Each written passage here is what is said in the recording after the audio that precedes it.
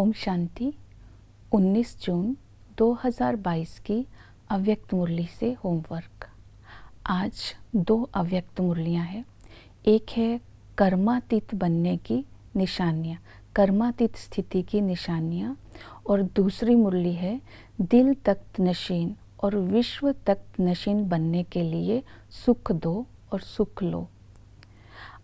आज की इन दोनों मुरलियों से हम एक ही लक्ष्य लेंगे, मुझे संपूर्ण बनना है। इसके लिए आज हम अपनी रिफ्लेक्शन करेंगे, अपनी चेकिंग करेंगे। मेरे में हल्कापन, अचल स्थिति, व्यर्थ से मुक्त मैं आत्मा कहाँ तक रहती हूँ, और पुण्य आत्मा की विशेषताएं मैंने जीवन में कहाँ तक धारण की है। इसके लिए आज हम सारा दिन अभ्यास करेंगे, अपने सत्य स्वरूप में स्थित होकर सत्य बोल, सत्य कर्म और सत्य संबंध संपर्क में आकर के सिद्धि स्वरूप बनना है और सबको सुख और शांति देनी है। इसके लिए आज हम पुरुषार्थ करेंगे। कर्मातीत अर्थात न्यारा और प्यारा, कर्मातीत अर्थात अचल स्थिति। न्यारा और प्यारा बनने के लिए आज स्मृति में रखेंगे, करण करावन हार करा रहा है।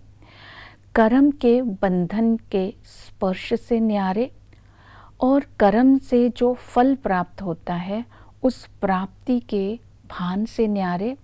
कर्म करते समय अपने आप को निमित्त भाव से कर्म करते हैं, निमित्त भाव के भी भान से न्यारे होकर जब हम कर्म करते हैं तो स्मृति में आएगा कराने वाला कराकर चला गया, अर्थात कर्तापन का भी भाव ना हो, तब बोलेंगे संपूर्ण कर्मातीत स्टेज।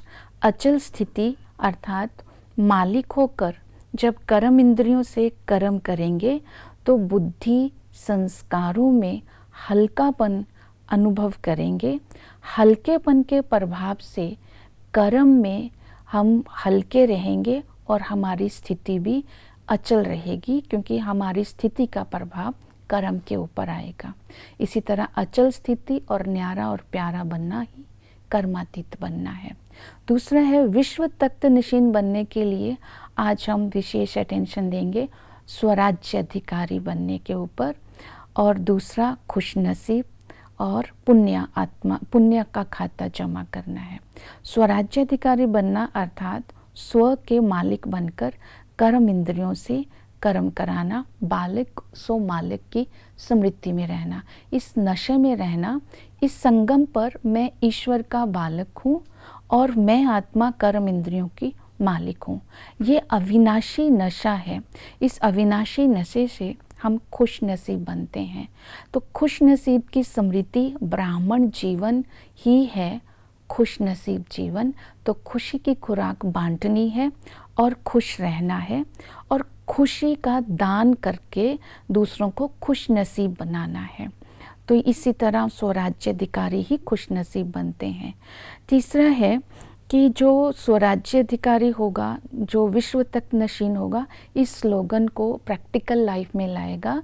जो बाबा ने कहा सुख दो सुख लो, ये तभी हो सकता है, ना दुख लेना है ना दुख देना है, तब ये स्लोगन कंप्लीट होता है। इस धारणा को जीवन में लाना है।